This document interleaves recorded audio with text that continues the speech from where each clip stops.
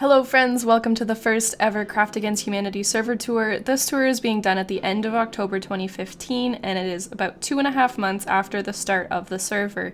We've got tons of great, amazing different things to show you today, so without further ado, let's get started on the showing off. The wall was built over the course of several weeks and surrounds the main spawn area. It is built primarily of dark oak wood and stone brick, and has a lit path that circles all the way around it. It has 4 main entrances as well as smaller entrances in all 4 corners. Players are able to walk inside the walls as well as on top of them from access to the stairs inside the main entrance. The build is not yet finished, but lays the groundwork for the server's spawn area. Although I did a lot of the repetitive building myself, it was largely a group effort. Our next build is the Dojo, built by Wallach. It sits inside the confines of the walls and brings color to spawn. It may eventually be used as a storage house for the server and will eventually be surrounded by pink player-made cherry blossom trees. 5 stories tall, the symmetrical building was one of the first created at spawn.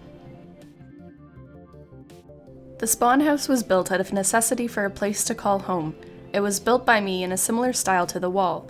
On the first floor, it houses a useless but cute kitchen and sitting area. The second floor is home to 6 beds for our 6 members with nicknames at the foot of each bed. The third floor is where players can enchant items and brew potions. There is also a small amount of storage for extra potions to be used later. Wallach's skyscraper, while still under construction, is already impressive and big.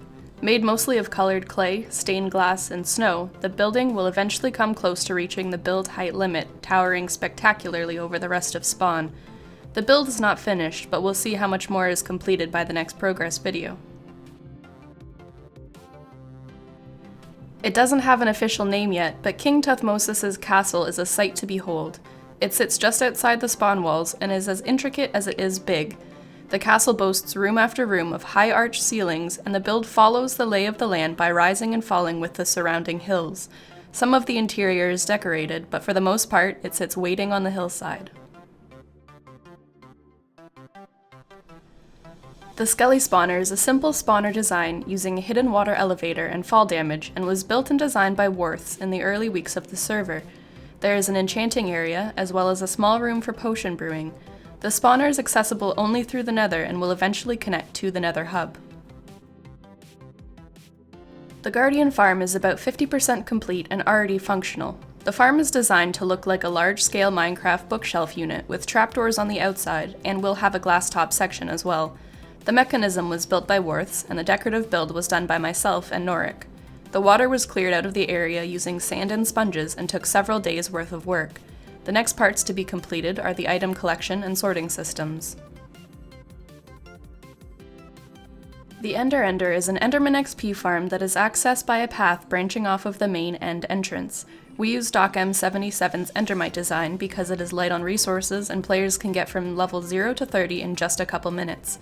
There is sorted storage on both sides of the farm for extra armor, gear, and enchanted books. The farm was built by myself and decorated by King Tuthmosis over the course of a couple days. The Witch Farm, built by Worths, is the server's main source of glowstone and other items. It is used by players going AFK above the farm, and the items are collected and sorted automatically. The surrounding area is lit up and flattened to prevent other mobs from spawning and lowering the efficiency of the farm. In a short time, we've accomplished a lot from inspired building to efficient and helpful redstone mechanisms. I'll keep you updated as our server and community flourish. Comment down below with your favorite build so far and what you'd like to see next. Thank you so much for joining me on the Week 10 server tour. See you next time!